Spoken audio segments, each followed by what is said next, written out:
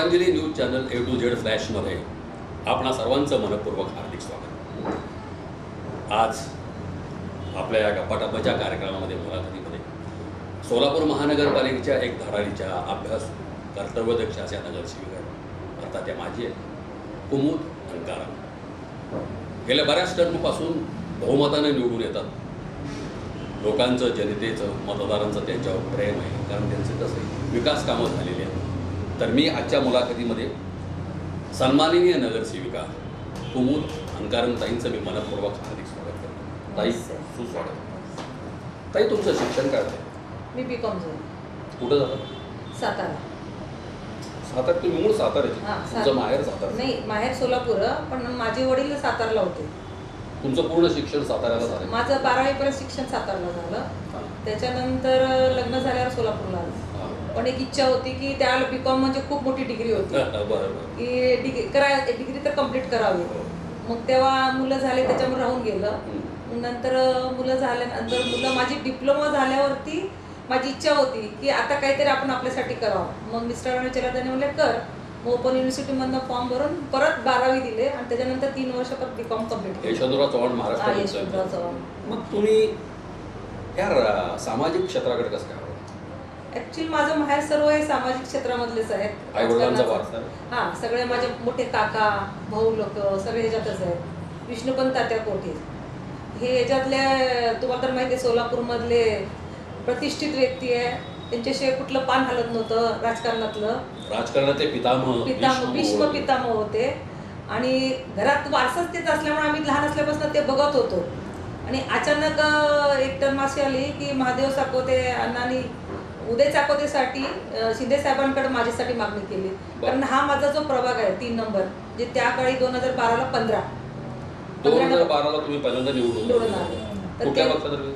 काँग्रेसमध्ये। काँग्रेसमध्ये। एरिया कुठली होती, काय होती? हा कन्ना चौक एरिया, म्हणजे इथनं जोडबाई पेठ ते कुंभार वेस पासून चाटला साडी सेंटर, तिथनं क्षत्रिय गल्ली आणि समोरचं नीलकंठेश्वर मध्ये साखरपेठचा एरिया, सोमवार पेठ, हा सर्व प्रभाग माझ्या त्यावेळेला 15 नंबरमध्ये। नाही, मला सांगा, तुम्ही 2012ला तुम्ही निवडणूक लढवली पहिल्यांदा काँग्रेसकडून। कशाच्या जोरावर तुम्ही निवडणूक लढवली?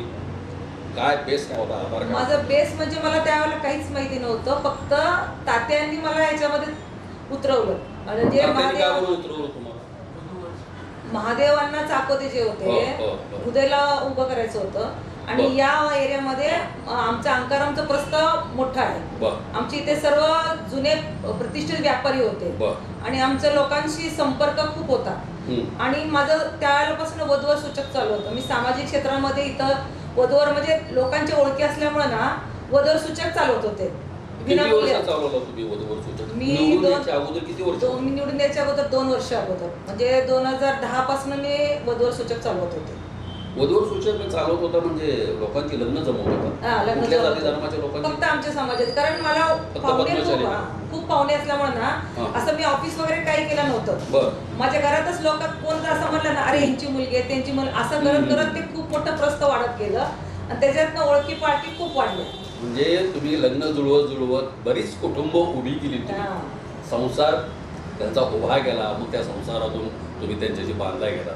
एक भाऊ बहिणीचं नातं आहे, कुटुंबाचं नातं निर्माण। त्या जोर तुम्ही तिकीट मागितलं, तुम्हाला तिकीट मिळालं? मी तिकीट मागण्यापेक्षा महादेवांनी माझ्यासाठी तिकीट आणलं। शिफारस केली का त्यांनी? शिंदे साहेबांकडे शिफारस केली आणि तात्यांकडे शिफारस केली की तुमच्या मुलीला याच्यात द्या आमच्या प्रभागामधून। तुम्हाला आत्मविश्वास होता का त्यावेळेला, म्हणजे वधूवरच्या जोरावर आपण निवडून येऊ शकतो? हा होता, आत्मविश्वास होता। मग काय झालं निवडणुकीला उभारल्यावर? तिकीट मिळालं आणि नवीन होते तरी पण लवकर शिकण्याची एक सवय होती पण आपल्या मनामध्ये की बाबा काय असेल नवीन ते आपण पटदे शिकायचं। त्यावेळेला प्रभाग हा स्वतंत्र एक होता का, दोघांचा होता का, तिघांचा होता का, चौघांचा? दोघांचा होता। तुमच्यासोबत कोण? उदय चाकोते। बरं, ते आणि मी दोघं एका पॅनल मध्ये होतो। तुम्ही दोघं निवडून आला आणि त्यांच्यामुळे तुम्ही आला? नाही, माझ्यामुळे त्यांनी निवडून आले, त्यासाठी तर माझं तिकीट त्यांनी आणलं। बरं, म्हणजे तुमची मदत त्यांना झाली। बरं, हे वधूवर सूचक मंडळ ज्या जोरावर तुम्ही 2012ला काँग्रेसतर्फे निवडणूक लढवली, तुम्ही निवडून आला। निवडून आल्यावर काय काय करा? निवडून आल्यावर स्टार्टिंगला पहिल्यांदा आपलं साखरपेठ एरिया आहे ना, बरं. तिथं एक शंकराचं मंदिर आहे, त्याच्या समोर एक मुतारी होती आणि त्याच रोडवरनं आपल्या तोगटी समाजाच्या ज्योती यायच्या. तर बरेच दिवसापासून तो प्रश्न होता की ते घाणीमधनं ते ज्योती यायच्या. बरेच प्रयत्न झाला पण ती मुतारी काही काढली गेली नाही. मग ते पहिलं काम काय केलं तर त्यावेळेला हा होता आपला रक्षाबंधनचा सण होता, त्या दुसऱ्या दिवशी त्यांची ज्योती निघतात. मग आपण स्टँडिंगमधनं परमिशन घेऊन ते पूर्ण मुतारी पाडली, तिथं रोड करून त्यांना ते पहिली सोय केली. दुसरं काम केलं म्हणजे इथं कचरकुंडी होती, त्या कचरकुंडीचा उपयोग म्हणजे सगळ्यांना त्रास व्हायचा. या इथं चौकामध्ये बाकीच्या शेजारी कचरकुंडी होती, तो सगळ्यांना म्हणजे सगळ्या व्यापारी लोकांना त्याचा त्रास व्हायचा. तर ती कचरकुंडी पहिला काढून तिथं स्वच्छ करून आपण तिथं आपली घंटागाडी सगळीकडे फिरत होती. त्याच्यामुळं तो माझा प्रभाग कसा स्वच्छ व्हायचा हा पहिला प्रयत्न केला. कारण नेहमी बघायची ते बिड्याची पान रस्त्यावर पडायची, कचरा. एक महिला म्हणून मला वाटायचं की हे कधीच स्वच्छ होणार, माझं सोलापूर कधी स्वच्छ होणार, ते डोक्यात ठेवून मी पहिला त्याच्यासाठी काम केलं. हे आता तुम्ही जो बिड्याचा उल्लेख केला, तुमच्या प्रभागामध्ये विडी कामगार लोक आहेत का किंवा कारखाना कंपनी आहे का? कारखाने नाही आहेत पण बिड्या करणारे लोक आहेत, महिला वर्ग आहे. बरं, तुम्ही 12, 13, 14, 15, 16, 17, 12 ते 17 या टर्ममध्ये तुमचं पहिलं टर्म काँग्रेस पक्षाच्या तिकीटावर तुम्ही निवडून आला. तुम्हाला एखाद्या कॅबिनेट पद वगैरे काय मिळालं? नाही, फक्त नगरसेविका नाही. महिला आणि ह्याच्यामध्ये मंडी आणि उद्यानमध्ये मला स्वतःला झाडाझुडपांचं वृक्षाचं एक आवड होती, त्या पर्यावरणाची. त्याच्यासाठी मी पहिल्यांदा उद्यान खातं मागून घेतलं आणि उद्यान खात्यामध्ये कंटिन्यू 2 वर्ष मी उद्यान खातंच घेतलं. त्याच्यातलं बघितलं, कारण त्याला महानगरपालिकेच्या सर्व बगीच्या पूर्ण ओसाड पडलेल्या होत्या आणि गुडेवार साहेब आले होते आणि महानगरपालिकेकडे बजेट नव्हतं की उद्यानला देण्यासाठी. मग गुडेवार साहेबांच्या मागं लागून DPDCनं मी 6 कोटी रुपये आणले त्यावेळेला. ही खूप मोठी गोष्ट आहे की 6 कोटी उद्यानसाठी DPDCनं आणलं. आणि त्यातनं 1 कोटी माझ्या प्रभागामध्ये विंकर बगीचा नसताना सुद्धा ही एक माझ्या कन्नाचौकच्या एरियाच्या लोकांना सकाळी वॉकिंगला एक चांगलं बगीचावर राहावं म्हणून विंकर बगीचाचं मी डेव्हलप केला आणि तिथं 1 कोटी 10 लाख रुपये खर्च केले. आणि त्या बगीच्यामध्ये विंकर म्हणून त्याचं नाव आहे, पण एक विंकरचा पुतळा तिथं असावा ही कल्पना माझ्या डोक्यात आली आणि त्याच्यासाठी काम करून मी तर ते विंकराचा पुतळा उभा केला. आज प्रत्येक वर्षी तिथं आज लोक सर्व येऊन कार्यक्रम साजरे करतात. हे 5 वर्षामध्ये काम झालं. परत तुम्ही 2017-18ला उभा राहिलात का? हो, उभारले की. कुठल्या पक्षात? शिवसेनेमधनं. का काँग्रेसने एवढं मोठं केलं असतं, शिवसेनेने कसं केलं? आणि कसं आहे, आम्ही महेश कोटे या गटामधले सर्वजण, मी जवळची. पक्षापेक्षा व्यक्तीवर प्रेम करत. आमचा गट एक होता, अन्न जिथं तिथं आम्ही. पहिल्यापासून आमचं प्रीतभाग होतं, जिथं अन्न तिथं आम्ही. सगळे आम्ही अन्नाचे 10 लोक एकनिष्ठ होतो. मग अण्णा जसं काँग्रेस सोडून शिवसेनेत आले तसं आम्ही पण सर्वजण शिवसेनेत आलो. मग तुम्हाला शिवसेनेतर्फे तिकीट मिळालं? हा, मिळालं. 2017.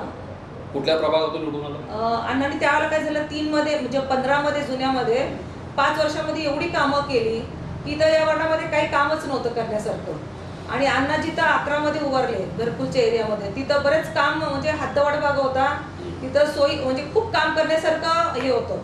म्हणून अण्णांनी मला इथनं 11 मध्ये घेतलं आणि अण्णाच्या पॅनलमधनं मी 11 मधनं निवडून आले. म्हणजे प्रभाग क्रमांक 11 मध्ये काही कामं नसताना तुम्ही अण्णा पाठीशी असल्यामुळे तुम्ही निवडून आला? हा, तिथं म्हणजे माझा हा अण्णा तर पाठीशी होतेच, पण माझ्या या वार्डातले जे मंगळवार बाजार मधले वगैरे जे लोक आहेत ते सगळे घरकुलात, बरेच लोक आता इथली घरं विकून घरकुलला राहायला गेले. तो बेनिफिट मला झाला की माझं इथलं जे काम होतं ते तिथं त्या लोकांनी सांगितलं की मॅडमने असं असं काम केलेलं आहे, ते काम करणारे मॅडम आहेत, म्हणून मला तिथं त्यांनी निवडून दिलं. आता इच्छुक आहे का 2025ला? हो. किंवा 26ला? हो, आहे. का? कुठल्या पक्षातर्फे? आता भाजपमधनं.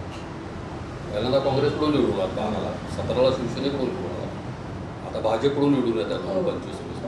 अजूनही 5 वर्षानंतर कुठला पक्ष डोळ्यासमोर आहे? नाही, भाजपमधनंच. आता कसं आहे, अण्णा होते, अण्णा असताना अण्णा जिथं मला तिथं आम्ही जात होतो. आणि जेव्हा अण्णाचं विधानसभेमध्ये हे झालं, पराभव झाला, त्याच्यानंतर आमची चर्चा झाली होती. तर तेव्हा अण्णा मला म्हणले की मी काय आता उभारणार नाही, मी आता तात्यांच्या भूमिकेत राहणार आहे. तुम्हाला सर्वांना मी भाजपमध्ये तिकीट मिळवून देतो, तुम्हाला निवडून आणतो, तुमच्या पाठीशी राहतो, पण मी उभारणार नाही. हे आमचं बोलणं झालं होतं. इव्हन अण्णांचं फडणवीस साहेबांशी सुद्धा बोलणं झालेलं होतं. पण अचानक काळाने एवढा मोठा घात घातला आणि अण्णा आपल्यात राहिले नाही. 2012ला तुम्ही वधूवर सूचक मंडळ किंवा इतर काही सामाजिक कामं केल्यात त्या जोरात तुम्ही काँग्रेसचे तिकीटावर निवडलं. 17ला महेश अण्णांच्या जीवावर, त्यांच्या कर्तृत्वावर, त्यांचं पाठबळ असल्यामुळं तो तुमचा प्रभाग नसताना 11 हदवाड भागामध्ये निवडला. आता अण्णा नाही आहेत, तुम्ही कुणाच्या जीवावर निवडणूक लढवताय?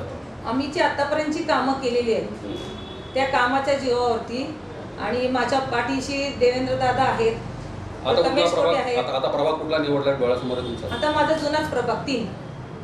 कुठला भाग येतो? हा कन्ना चौक एरिया, घोंगडे वस्ती. म्हणजे 2012ला तुम्ही 2012ला जो होता तोच तो, पण त्यातला अर्धा प्रभाग आहे, अर्धा तिकडचा याला जोडला गेलेला आहे, घोंगडे वस्ती वगैरे जोडला गेला आहे. म्हणजे सुरेश अण्णा पाटील जिथून निवडून हा आले. तो प्रभाग हा 3ला इकडे जोडला गेला. बरं बरं. मला पक्षांतर केलंय का टाकायचं करून भाजप? नाही झालं की आमचा पक्षप्रवेश झाला की मुंबईला जाऊन फडणवीस साहेबांच्या हस्ते पक्षप्रवेश झाला.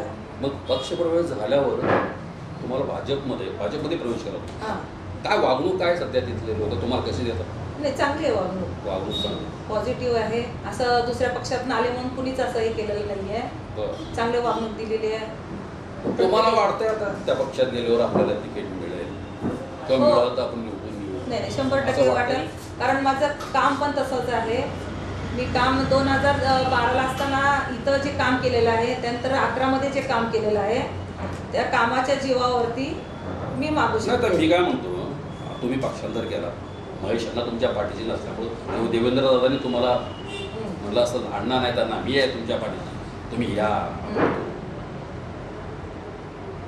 जे तुम्ही प्रवेश केल्यावर भाजपमध्ये तुम्ही प्रवेश करायच्या अगोदर काही लोक इथं काम केले असतील ना या प्रभागामध्ये, कन्ना चौक वगैरे ह्या परिसरामध्ये भाजपचे लोक काम केले असतील ना, कार्यकर्ते नेते मंडळी, त्यांची काय प्रतिक्रिया आहे? ते गप्प बसतील असं वाटतंय तुम्हाला तिकीट मिळाल्यावर, तुम्ही निवडणूक लढवा लागल्यावर? नाही कसं आहे, आता जे मी तिकीट मागितलेलं आहे तिथं जे आता लेडीज उमेदवार आहेत त्यांच्यापेक्षा मी 100% सक्षम आहे.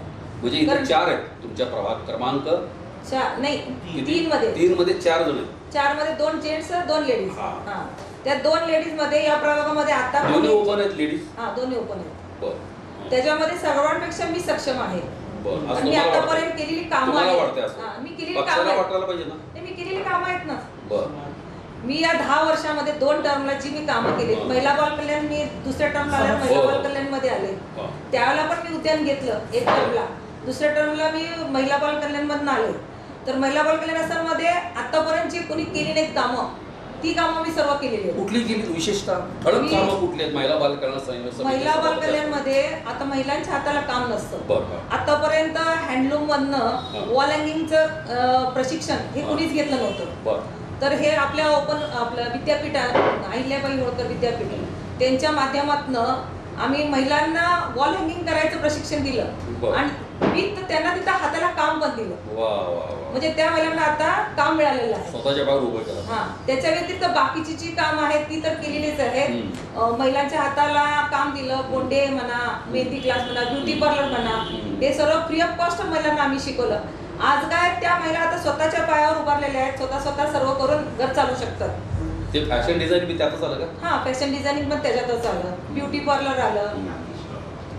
आणि इव्हन जे बचत गट होते त्या बचत गटाच्या ज्या महिला असतात, आता त्यांनी कुठे तर आपण केलेले उत्पादन ठेवायचं म्हणलं तर त्यांना स्टॉल पाहिजे असतं, त्याला पैसे भरावे लागतात, त्यामुळे तर त्यांच्याकडे नसतं. त्याच्यासाठी आम्ही काय महिला बाल कल्याणमधनं गणपतीच्या टायमाला, रक्षाबंधनच्या टायमाला, राखी स्टॉलसाठी, गणपतीसाठी त्यांना फ्री ऑफ कॉस्ट आपण स्टॉल दिले.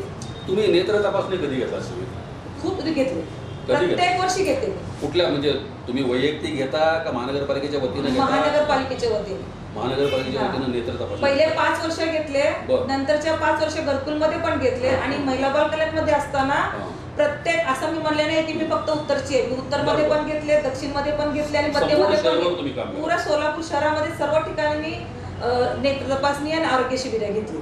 कॅन्सर तपासणी घेतली? कॅन्सर तपासणी नाही, कॅन्सर तपासणीचं मशीन आणलं मी. कारण आज घरकुलमध्ये बघते जी पीडीचं काम करतात त्याच्यातनं महिलांना कॅन्सर होतो, पण तेवढी त्यांची ऐपत नसते की जाऊन चेकअप करायचं, आणि ते स्वतःच्या आरोग्याकडे जरा लक्ष देत नाही, त्याच्यामुळे कॅन्सरला ते थोडी दगावतात. त्याच्यासाठी म्हणून मी हे महिला बाल कल्याणमधनं कॅन्सर मशीन आणलं. म्हणजे महिलांसाठी तुम्ही आरोग्य तपासणी घेऊन औषधं वाटप वगैरे केलं? गोरगरीब आरो मशीन बसवले पाण्यासाठी आपले कुठं बसवणार ते आरोग्य गोलचावडी दवाखाना तिथं बसवलं आणि भावना ऋषी हॉस्पिटल या इथं दोन्ही ठिकाणी मी आरो मशीन बसवले. तुम्ही काही धार्मिक स्थळांचं सुशोभीकरण केलं असं ऐकतोय. हो. कुठली धार्मिक स्थळं होती? आता धार्मिक स्थळामध्ये मस्जिदी आहेत, मारुती मंदिर आहे, भवानी मातेचं मंदिर आहे, रूपा भवानी मंदिर आहे. जिथे जिथं रस्ते नव्हते, रोड्स नव्हते, तिथं रोड केले, पेवर ब्लॉक घालून केले आणि लाईट्स लावले. मग हे आता तुम्ही जे कामं सांगता हे सगळे महानगरपालिकेच्या निधीतून करा. तेवढा निधी मिळाला तुम्हाला? हा मिळाला. कारण अण्णा होते आणि अण्णांनी एकच सांगितलं की जो बजेटला बसतो त्याला महानगरपालिकेचा कारभार करतं आणि बजेट करतं. त्याच्यामुळे हा अण्णासारखा गुरु भेटल्यावर मनुष्य बरोबर तयार होतो.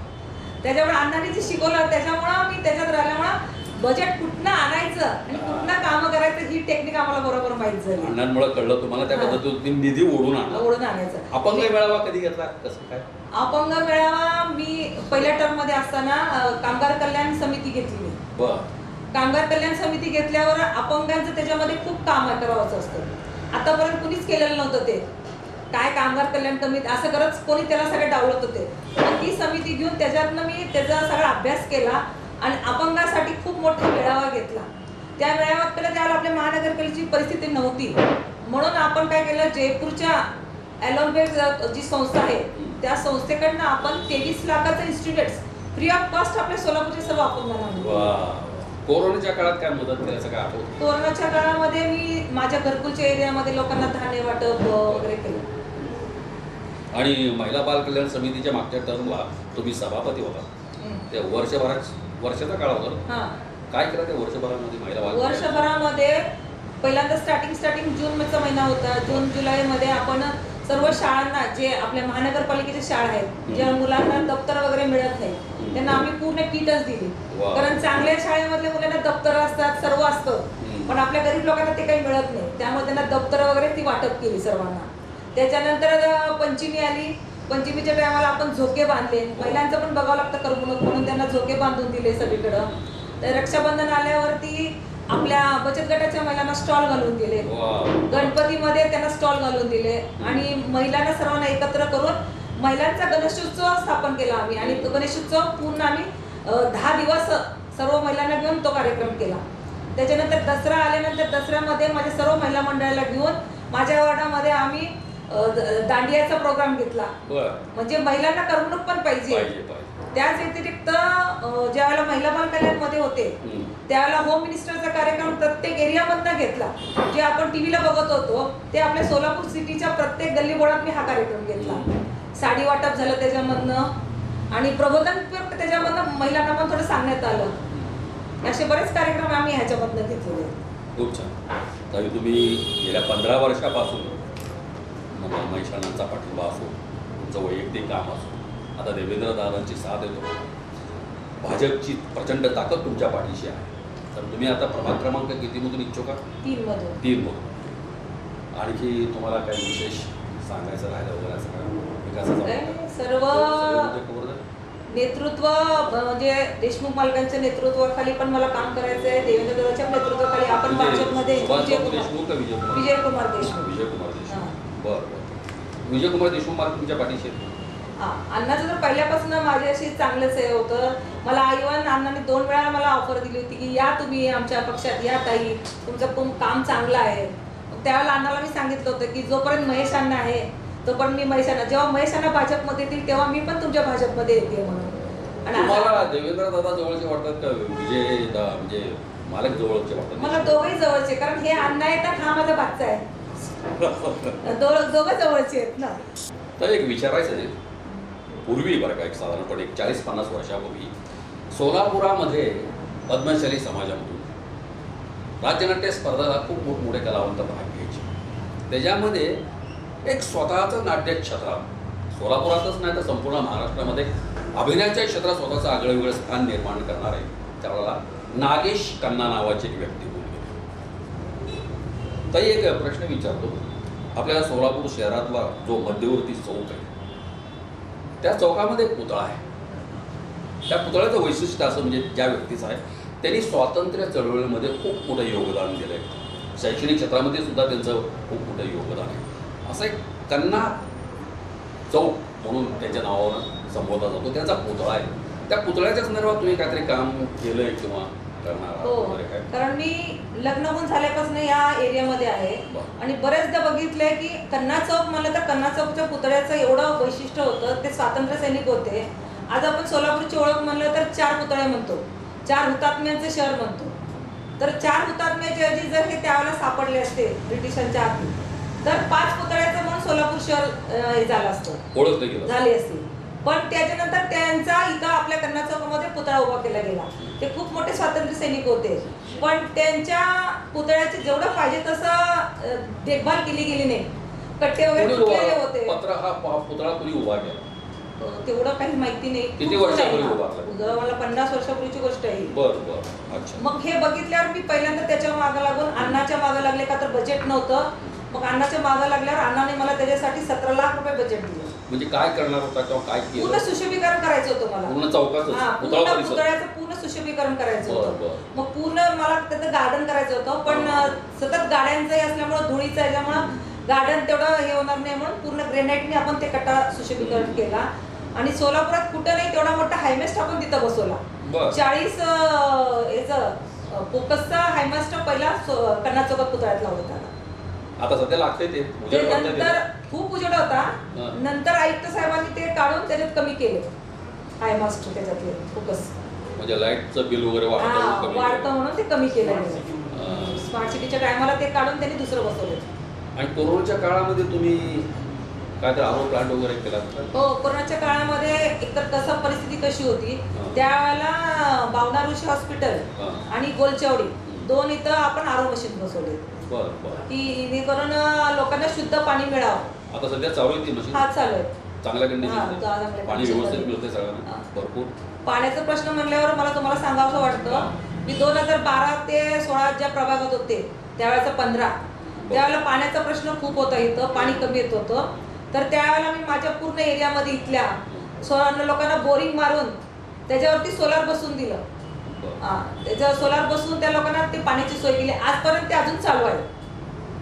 त्या प्रभाग क्रमांक 3 मध्ये जिथून तुम्ही इच्छुक आहात तिथले रस्ते कसे? त्यावेळेला रस्ते नव्हते. मी आल्यावर सर्व रस्ते केले होते. मग आता तुम्हाला रस्त्याचं काम राहणार नाही का? नाही राहणार. रस्त्याचं काम काय? ड्रेनेज पण चांगले, पिण्याच्या पाण्याची पाईपलाईन. आता कसं झालं, स्मार्ट सिटी मधनं अर्धा प्रभागातलं झालेलं. कारण त्यावेळेला मी असताना जेव्हा सर्वे चालू होता त्यावेळेला मी अण्णाच्या मागे लागून गुलाबी चौक पर्यंत स्मार्ट सिटी मध्ये घालायला लावले होते. त्यामुळे तिथपर्यंत स्मार्ट सिटी झाली. पण आता गोंगडे वस्ती वगैरे जो एरिया आहे तो राहिलेला आहे. त्यामुळे तिथं काम करणं गरजेचं आहे. आणि पाण्याचा प्रश्न म्हणलं तर इथं पाणी खूप कमी येत होतं. पाणीच अजिबात येत नव्हतं लोकांना. पाण्यासाठी लोक सगळीकडे फिरायचे. मग काळम पाटील साहेबांना सांगून आम्ही कंटिन्यू 1-2 महिने सर्वे केला. त्याच्यानंतर तिथला टप्पा चेंज करून पाईपलाईन चेंज केली. आस्थागायत माझ्या एरियामध्ये पूर्ण दुसऱ्या मजल्यापर्यंत पाणी येतं. आणि लाईटची काय सोय? लाईट पण सगळीकडे चांगली, सगळी व्यवस्था आहे. कबिल्यामध्ये आता आपण बघतो मंगळा बाजारमध्ये कबिला आहे. त्या कबिल्यामध्ये काही सोयी नव्हत्या.